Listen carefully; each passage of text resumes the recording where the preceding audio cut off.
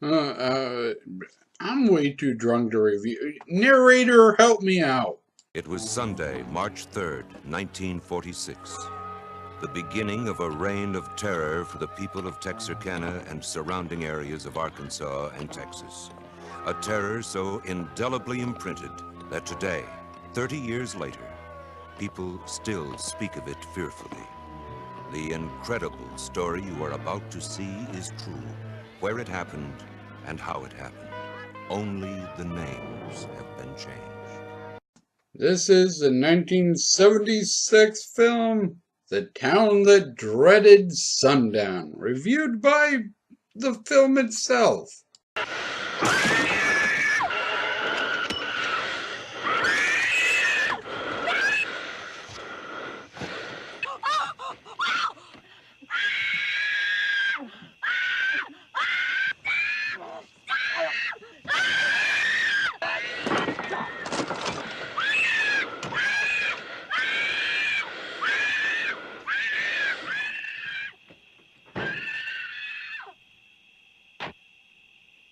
This is Howard W. Turner, age 29, former CB who returned from overseas a few weeks ago.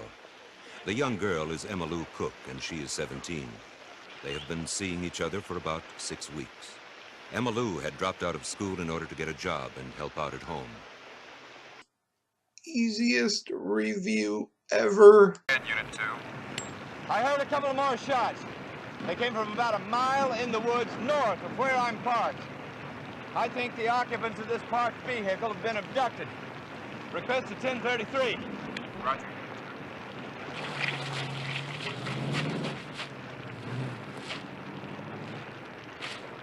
Norman Ramsey was close that night but did not fire, for he knew the Phantom was just out of range. Ramsey was carrying a 12-gauge shotgun.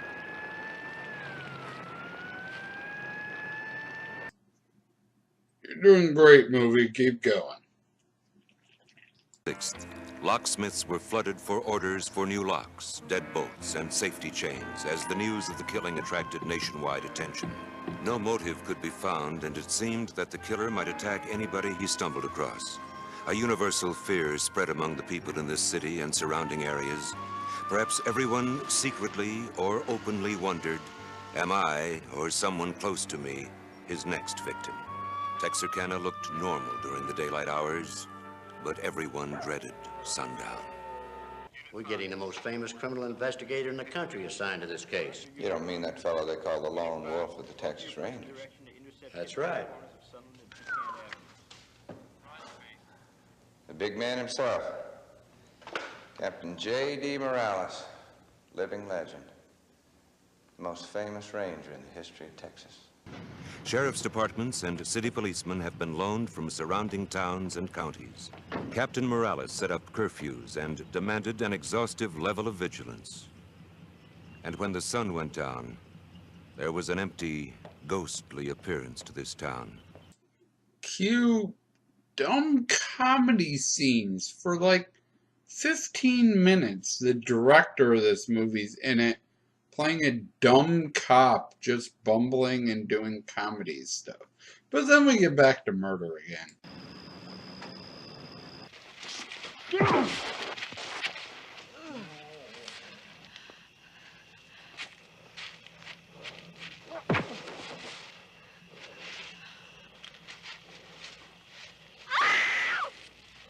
And a woman being stabbed by a knife tied to a trombone.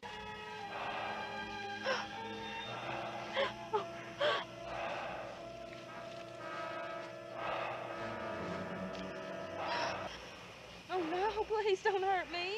Oh no.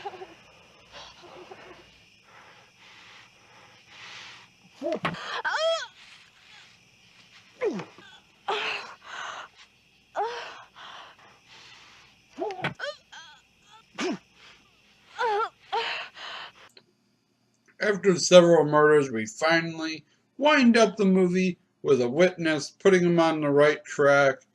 A final murder inside a house, that again makes the town panic, and them almost catching the bad guy. And I was asking him, I said, man, how far is your car from here?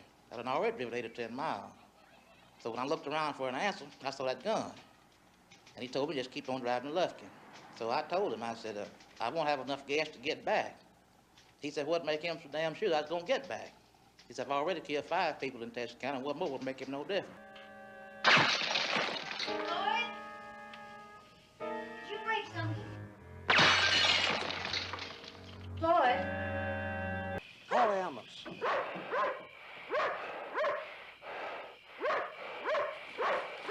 Helen Reed did not die.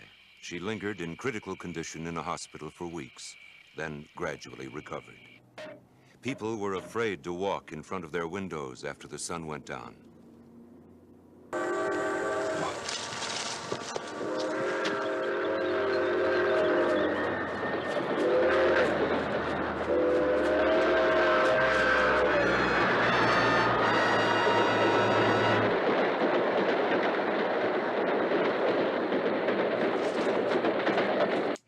Overall, the movie is fairly accurate. They changed some of the exact dates. They changed some of the methods of death a little bit. Some of the people were dragged out of the car when they were found in the car.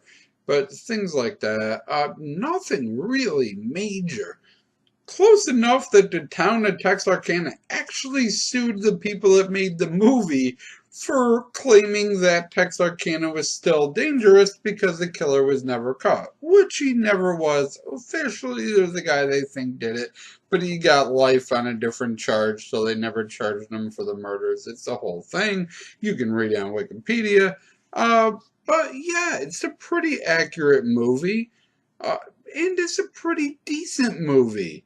The comedy stuff just throws me off so much, though. The director put himself in the movie, and it's just so bad in them parts. The easiest way to watch this movie is to live in Texarkana. Yes, 30 years ago they sued the creators of the movie for bad-mouthing the town, but since then they have embraced the movie and show it every week in October for their town movie night. So much so that the sequel that was made a couple years ago takes place at that movie night. Anthony Anderson plays the badass cop. I'm sure it's spectacular. This movie gets 5 ninja pillowcases out of 10 because that's how many look good when I put them together in MS Paint. It's a fairly accurate movie, besides the point that they never got close to catching the guy, but it is kinda boring.